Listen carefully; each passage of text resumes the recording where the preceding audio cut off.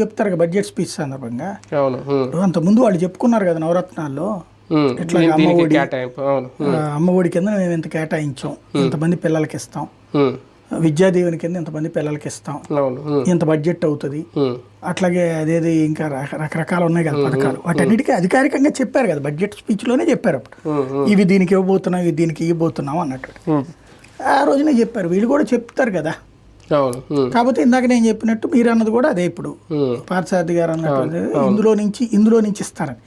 యాక్చువల్గా ఆ లెక్కనైతే కనుక మనకి రాష్ట్రం మొత్తం మీద 80 లక్షల నుండి 1 కోటి మంది ఉన్నారు.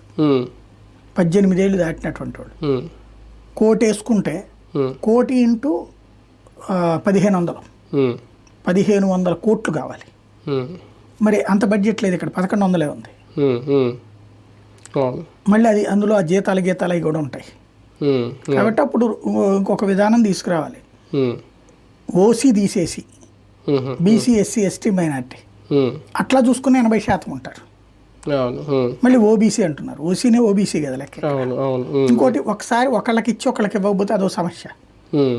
ఇప్పుడు మేము బీసీ, ఎస్సీ, ఎస్టీ, మైనార్టీకి ఇస్తాము, ఓసీలకి ఇవ్వమంటే పబ్లిక్లో చర్చ వస్తుంది, మేమెంత పాపం చేసామనేటువంటి.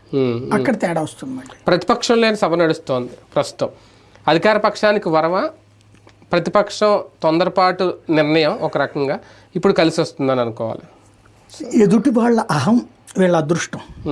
జగన్మోహన్ రెడ్డికి సభకి తాను రాలేకపోవడం అనేటటువంటిది రాకుండా ఉండటానికి, ఒకప్పుడు సింగల్గా పార్లమెంట్లో కూర్చుని బోర్డు పట్టుకుని తిరిగినటువంటి వ్యక్తి, ఎలాంటి మొహమాటం పడకుండా సిగ్గు ఫీల్ కాదు. అదే సమయంలో ఒకప్పుడు అసెంబ్లీలో ప్రతిపక్ష పాత్రలో తనని అవమానిస్తున్న, వెటకారం చేస్తున్న నిలబడ్డటువంటి వాడు. 23 మంది ఎమ్మెల్యేలు వెళ్ళిపోయినా నిలబడ్డటువంటి వాడు. తర్వాత ముఖ్యమంత్రిగా ఏకంగా 151 సీట్లు సాధించిన